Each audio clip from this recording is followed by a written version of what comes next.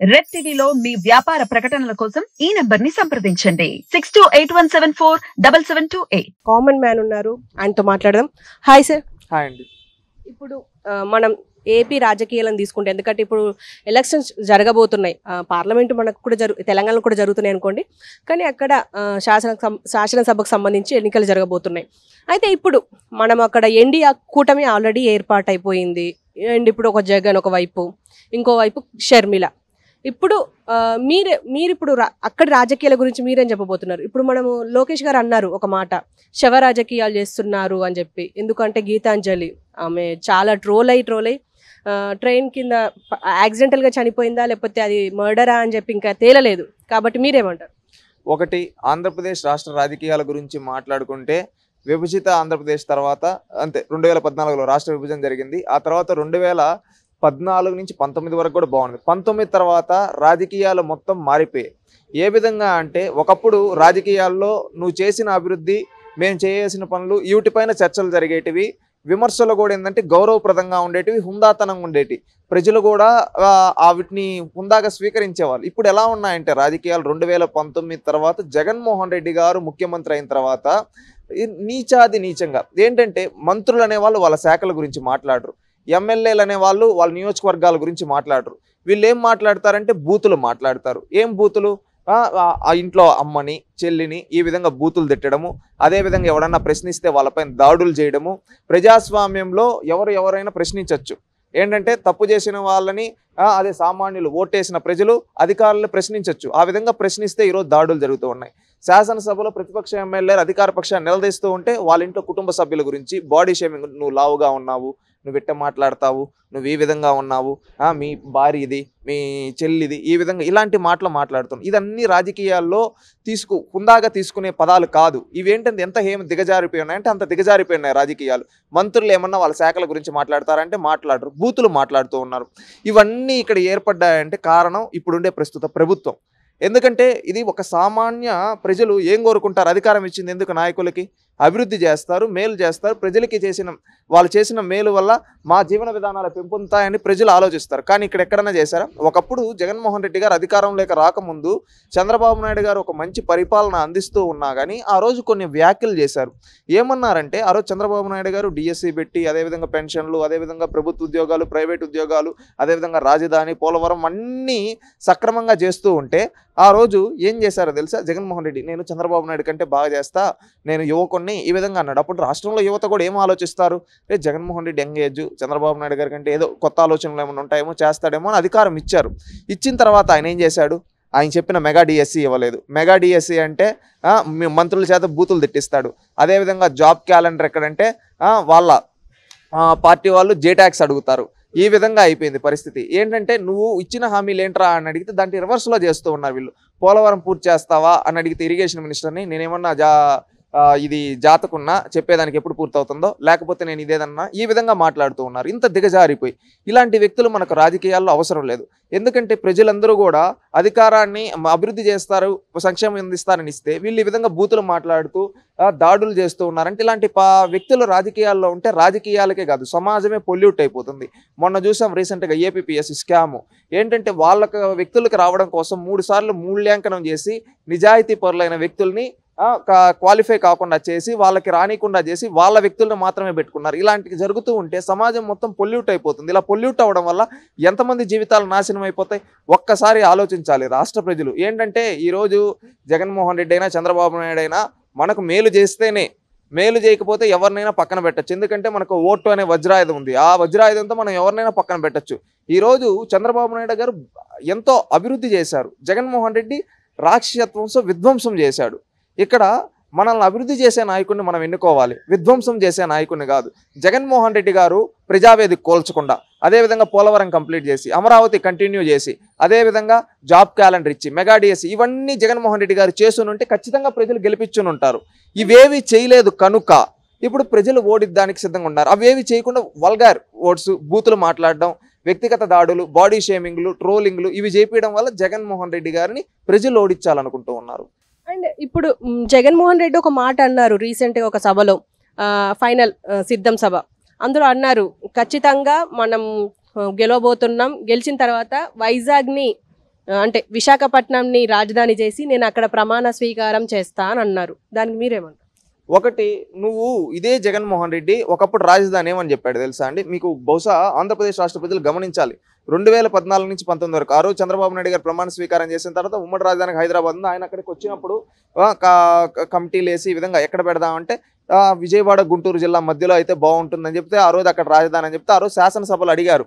ఇదే హైదరాబాద్ శాసనసభలో అసెంబ్లీలో అడిగితే ఆ రోజు జగన్మోహన్ రెడ్డి ఏమన్నాడు తెలుసు? లేచి నిలబడుకొని ఇటా 2 సార్లు ఇటా తిరిగి చేతులు తిప్పి నేను యాక్సెప్ట్ చేస్తున్నాను మనస్ఫూర్తిగా, ఇక్కడే రాజధాని ఉంటుంది, ఎక్కాని రాజధాని ఉండే ప్రాంతంలో 30,000 ఎకరాలు భూమి ఉంటే చాలు అని చెప్పి ఇదే జగన్మోహన్ రెడ్డి గారు అన్నారు. ఆ తర్వాత 2019 ఎలక్షన్లకు ముందుగా కొన్ని ఛానల్స్కి ఇచ్చిన ఇంటర్వ్యూలో కూడా నేను జగన్ అనేవాడు ఇక్కడ ఇల్లు కట్టుకుంటున్నాడు, పార్టీ ఆఫీస్ కట్టుకుంటున్నాడు, జగన్ అనేవాడు ఇక్కడే ఉంటాడు, అదేమైపోతుందో తమ్మిని బింబించేస్తున్నారు, ఈ విధంగా నేనైతే ఇక్కడే ఉంటాను, నేను క్లియర్, రాజధాని ఇక్కడే ఉంటుందని ఆ రోజు ఇదే జగన్ చెప్పాడు. ఇదే జగన్మోహన్ రెడ్డి తన నోటితో చెప్పాడు. మళ్ళీ అధికారంలోకి వచ్చిన తర్వాత నువ్వు ఎందుకు మాట మార్చావు? నువ్వు మేనిఫెస్టోలో కూడా మేము అమరావతి కంప్లీట్ చేస్తాం, మాస్టర్ ప్లాన్ పూర్తి చేస్తా ఉన్నావు కదా, ఈ రోజు ఎందుకు ఆ విధంగా చేసావు? దాన్ని అడుగుతూ ఉన్నారు ప్రజలు. ఈ రోజు నువ్వు అధికారంలోకి వచ్చిన ఒక 6 నెలలకంతా 3 రాజధానులు అన్నాడు ఇదే జగన్మోహన్ రెడ్డి. 3 రాజధానులు 3 ప్రాంతాల అభివృద్ధి చెందాలన్నాడు. మళ్ళీ 5 ఏళ్ళు అయిపోయింది.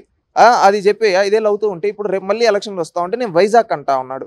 అంటే అతనికి మెదడు పనిచేస్తూ ఉందా లేదా అనేది నాకు తెలియదు, స్టెబిలిటీ ఉందా లేదా తెలియదు, పిచ్చేమన్నా బట్టిందా అర్థం కావటంలా. నీకు నచ్చినట్టు మార్చుకోవడానికి అదేమన్నా నీ ఇల్లా? రాష్ట్ర రాజధాని, ఒక రాష్ట్రానికి భవిష్యత్తు, అలాంటి దాన్ని నువ్వు ఈ విధంగా చేస్తూ ఉన్నావు అంటే నువ్వు ఎలా ఉన్నావు? ఆ రోజు నువ్వే కదా జగన్మోహన్ రెడ్డి చెప్పింది. జగన్మోహన్ రెడ్డి ఆ రోజు ప్రజలందరికీ చెప్పాడు కదా, ఈ రోజు వైజాగ్ రాజధాని అంటున్నాడు. ఎందుకు వైజాగ్ రాజధాని పెడతావో చెప్పలేకపోతూ ఉన్నాడు. ఎందుకంటే వీళ్ళు గత 4 ఏళ్లగా అమరావతిలో కానీ కర్నూలులో కానీ వైజాగ్లో కానీ చేసింది ఏమీ లేదు, మొత్తం నాశనం చేశారు. ఇప్పుడు మళ్ళీ వైజాగ్ అంటే ప్రజలు ఆ డైవర్షన్లోకి వెళ్ళిపోతారు, ఇవన్నీ మర్చిపోతారు. ఆ విధంగా ఒక డైవర్షన్ పాలిటిక్స్ చేస్తున్నాడు జగన్మోహన్ రెడ్డి.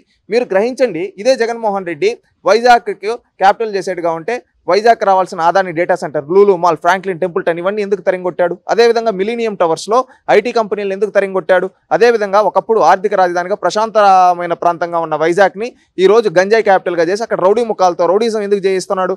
నిజంగా నీకు వైజాగ్ పైన అంత ప్రేమ ఉంటే దానికి సమాధానం చెప్పమనండి. ఇవేటికి సమాధానం చెప్పలేడు ఈ జగన్మోహన్ రెడ్డి. చెప్పలేక ఈరోజు ఎన్నికల్లో ఒక క్షుద్ర రాజకీయానికి తెరదీశాడు. ఏంటంటే అతను చేయలేడు కాదు కాబట్టి టాపిక్ డైవర్షన్లు చేసుకుంటూ వెళ్తున్నాడు. రేపు అక్కడికి వచ్చిన వైజాగ్లో చేసేదే ఉండదు, మళ్ళీ నేను కడపకి వెళ్తా అంటాడు, ఇంకొక రోజు ఇంకొక దగ్గరికి వెళ్తా అంటాడు. ఈయనకి నచ్చినప్పుడు ఎక్కడికి పడితే అక్కడ రాజధాని మార్చుకోవడానికి అది ఏమో ఆయన ఇల్లు కాదు, 5 కోట్ల మంది భవిష్యత్తు అనేది రాజధాని అనేది ఒక్క చోట ఉండాలి. అభివృద్ధి అనేది వికేంద్రీకరణ జరగాలి. నీకు చేతనైతే అభివృద్ధి చేయి, అభివృద్ధి వికేంద్రీకరణ చేయి, రాజధాని నిర్మించు. ఈరోజు ఈయనొక్క భవనం కట్టాడా అండి? ఈరోజు వైజాగ్ అంటున్నాడు, ఎప్పటి నుంచో వెళ్తా అంటున్నాడు. ఏం చేశాడు? ఏం బీకాడు? ఈ రోజుకి ఒకప్పుడు అమరావతిలో చంద్రబాబు నాయుడు గారు కట్టుంటే అవన్నీ గ్రాఫిక్స్ అన్నాడు. ఈ రోజు అదే 5 ఏళ్ళు, ఈ 5 ఏళ్ళు గ్రాఫిక్స్లో పరిపాలన చేసావా? చంద్రబాబు నాయుడు గారు కట్టిన సచివాలయంలో, చంద్రబాబు నాయుడు గారు కట్టిన శాసనసభలో పరిపాలన చేసుకుంటున్నాడు ఈ దిక్కులేని జగన్మోహన్ రెడ్డి. అండ్ ఇప్పుడు మనము చంద్రబాబు నాయుడు గురించి మాట్లాడుకున్నాం కాబట్టి ఆల్రెడీ ఎన్డీఏ కన్ఫర్మ్ అయిపోయింది. ఇప్పుడు మనం చూస్తున్నాం పవన్ కళ్యాణ్ అనే వ్యక్తి ఇప్పుడు పావాలా అని చెప్పేసి చాలా మంది మాట్లాడుతున్నారు. ఎందుకు అంటే ఇచ్చిన 24 సీట్లలో మళ్ళీ పనిచేశాడు త్యాగరాజు అని చెప్పి అంటున్నారు. దీనికి మీరేమంటారు? ఒకటి, ఇప్పుడు పొత్తన్నాక కొన్ని పార్టీలు త్యాగాలు చేయాల్సి ఉంటాయి. ఇప్పుడు తెలుగుదేశం పార్టీ ఆంధ్రప్రదేశ్లో లార్జెస్ట్ పొలిటికల్ పార్టీ. అలాంటి పార్టీని 144 స్థానాల్లో పోటీ చేస్తూ ఉంది. మిగిలిన ఏవైతే 31 స్థానాలు ఉందో అవి జనసేన బీజేపీకి ఇచ్చాయి. అక్కడ బీజేపీకి 10 స్థానాలు, అక్కడ జనసేనకి బీజేపీకి ఇచ్చినప్పుడు ఈ స్థానాలు అనేది అక్కడ ఆ పార్టీలు కొన్ని వాళ్ళ యొక్క త్యాగాలు చేశాయి. ఎందుకంటే ఇక్కడ ఈ పొత్తు ప్రధాన ఉద్దేశం రాష్ట్ర ప్రయోజనాల కోసం, రాష్ట్ర భవిష్యత్తు కోసం, ఏదో పదవుల కోసమో లేకపోతే ఇంకొక దానికోసమో కాదు. రాష్ట్ర ప్రయోజనాలు, రాష్ట్ర ప్రజల భవిష్యత్తు కొరకు ఈ పొత్తు పెట్టుకునేది. ఎందుకంటే కేంద్రంలో ఎన్డీఏ ప్రభుత్వం ఏర్పడబోతుంది, రాష్ట్రంలో ఖచ్చితంగా తెలుగుదేశం జనసేన కూటమి రాబోతుంది. అందుకని మనం కూడా ఎన్డీఏలో కలిస్తే అందరం కలిసిమెలిసి రాష్ట్రంలో కేంద్రంలో ఒకే ప్రభుత్వం ఉంటే అభివృద్ధి చేయొచ్చు. ఆ అభివృద్ధి వల్ల రాష్ట్రం బాగుపడుతుంది. అదేవిధంగా నిధులు తెప్పించవచ్చు. అదేవిధంగా వెనుకబడిన జిల్లాలకు నిధులు తెప్పించి అభివృద్ధి చేయొచ్చు. అదేవిధంగా మన రాజధాని పూర్తి చేసుకోవచ్చు. అదేవిధంగా కంపెనీలు తీసుకొని రావచ్చు. అదేవిధంగా రాయల్టీలు తీసుకొని రావచ్చు. అదేవిధంగా పోర్టులు పూర్తి చేయొచ్చు. అదేవిధంగా నేషనల్ ప్రాజెక్ట్స్ పూర్తి చేయొచ్చు.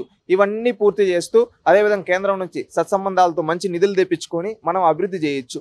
అప్పుడు రాష్ట్రం అభివృద్ధి చెందుతుంది. ఎందుకంటే జగన్మోహన్ రెడ్డి గారి ప్రభుత్వంలో దాదాపుగా 10 లక్షల కోట్లకు పైగా అప్పు అయిపోయింది. ఈ అప్పంతా దోపిడీ అంతా తీరాలంటే ఖచ్చితంగా కేంద్రం యొక్క సహకారం అనే ఉద్దేశంతో తెలుగుదేశం పార్టీ జనసేన ఎన్డీఏలో కలవడం జరిగింది. బీజేపీ కూడా, ఎందుకంటే బీజేపీ కూడా ఒకటే ఆలోచించింది ఏంటంటే దేశాభివృద్ధి అంటే అన్ని రాష్ట్రాలు అభివృద్ధి చెందితేనే దేశాభివృద్ధి జరుగుతుంది, కొన్ని రాష్ట్రాలు. అందుకని వాళ్ళు అందరూ కలిసిమెలిసి ఈరోజు 3 పార్టీల నేతలు కలిసి ఉమ్మడిగా డెసిషన్ తీసుకోవడం జరిగింది. ఇది ఏ ఒక్కరి పదవుల కోసం, ఏ ఒక్కరి కోసం, రాష్ట్ర ప్రయోజనాల కోసం, రాష్ట్ర భవిష్యత్తు కోసం. అందుకోసమని ఇక్కడ కొంతమంది నెగిటివ్ పర్సన్స్ ఏవైనా మాట్లాడతారు, ఏవైనా విమర్శిస్తారు. ఇక్కడ పట్టించుకోవడం అవసరం లేదు. పవన్ కళ్యాణ్ గారికి క్లారిటీ ఉంది, చంద్రబాబు నాయుడు గారికి ఉంది, అదేవిధంగా బీజేపీ అగ్ర నాయకత్వానికి క్లారిటీ ఉంది. వాళ్ళు ముగ్గురు ఒకటే. ఆంధ్రప్రదేశ్లో ప్రభుత్వం ఏర్పడబోతుంది, దేశంలో ప్రభుత్వం ఏర్పడబోతుంది. రేపు రానున్న రోజుల్లో మన పథకాలు, సంక్షేమ పథకాలు, అభివృద్ధి రెండు, ఈ అప్పుల నుంచి ఎలా బయటపడాలా అనే ప్రణాళికలతో వాళ్ళు ముందుకెళ్తూ ఉన్నారు. అండ్ బీజేపీ ఇటు డైరెక్ట్ గా టీడీపీతో, సైలెంట్ గా వైసీపీతో ఉంటున్నారు అని చెప్పేసి అంటున్నారు. మీరేమంటారు? ఇది ఒకటి, ఇక్కడ ప్రజాస్వామ్యంలో ఒక పార్టీతో పొత్తు పెట్టుకున్నప్పుడు అది డైరెక్ట్ గా పెట్టుకున్నారు. ఇప్పుడు నిజంగా వాళ్ళతో పొత్తు పెట్టుకోవాలనుకుంటే వాళ్ళతోనే లేదంటే న్యూట్రల్ గా ఉంటారు. ఒక పార్టీతో డైరెక్ట్ గా పొత్తు పెట్టుకొని ఒక పార్టీకి ఈ విధంగా ఇవ్వరు. అదేంటంటే నీచల్ మాలిన రాజకీయం. అది నాకు తెలిసి బీజేపీ నాయకులు చేయరని నేను భావిస్తూ ఉన్నా. ఎందుకంటే వాళ్ళ క్లారిటీ ఉంది. మొన్న నరేంద్ర మోడీ గారు కూడా ఇక్కడికి వచ్చినప్పుడు క్లారిటీగా చెప్పాడు కదా, వైఎస్ఆర్ కాంగ్రెస్ పార్టీ ఒకటే ఇక్కడ అని చెప్పి క్లారిటీగా. ఎందుకంటే ఆయన జాతీయ స్థాయి నాయకుడు కాబట్టి ఆయన జాతీయ స్థాయి ఆలోచనలతో మాట్లాడటం జరుగుతూ ఉంటుంది. ఆయన ఆ విధంగా అక్కడ మాట్లాడారు. అంతే, అక్కడ కాంగ్రెస్ పార్టీ వాళ్ళ ప్రధాన ప్రత్యర్థి, ఆయన ప్రధాన ప్రత్యర్థిని ఉద్దేశించి మాట్లాడుతూ జాతీయ రాజకీయాల దృష్టి అక్కడ నేషనల్ మీడియాని కవరేజ్ చేయాల్సి ఉంటుంది. అదేవిధంగా నేషనల్ ఛానల్స్ని కవరేజ్ చేస్తూ, అదేవిధంగా జాతి మొత్తానికి ఇవ్వాలి కాబట్టి మెసేజ్, అక్కడ కాంగ్రెస్ని టార్గెట్ చేస్తూ వైఎస్ఆర్సీపీని ఇంక్లూడ్ చేస్తూ తిట్టారు. ఇదే మాట సేమ్ 2014లో కూడా ఇదే విధంగా మాట్లాడారు. సేమ్ ఇప్పుడు అదే విధంగా మాట్లాడారు. ఇది ఏమంటే ఆంధ్రప్రదేశ్ రాష్ట్రంలో ప్రభుత్వం ఏర్పడబోతుంది. తెలుగుదేశం, జనసేన, బీజేపీ కూటమి ఖచ్చితంగా చంద్రబాబు నాయుడు గారు అన్నట్టు 160 స్థానాలతో గెలవబోతున్నారు. ఎందుకంటే మీరు ఇక్కడ కొన్ని చూస్తే చంద్రబాబు నాయుడు గారి మొహంలో కాన్ఫిడెన్స్ కనిపిస్తూ ఉంది. జగన్మోహన్ రెడ్డి గారి మొహంలో డీలా, ఏదో కోల్పోయామని డీలాతనం కనిపిస్తుంది. అంటే ఇక్కడ ఒక్కసారి ఆలోచించండి. దీన్ని బట్టి ప్రజలందరూ కూడా ఫిక్స్ అయిపోయారు తెలుగుదేశం పార్టీ కూటమికి ఓటేయాలని. ఇప్పుడు వీళ్ళు ఎంత చేసినా కానీ ఎవరు పట్టించుకునే పరిస్థితుల్లో లేరని నేను భావిస్తూ ఉన్నాను.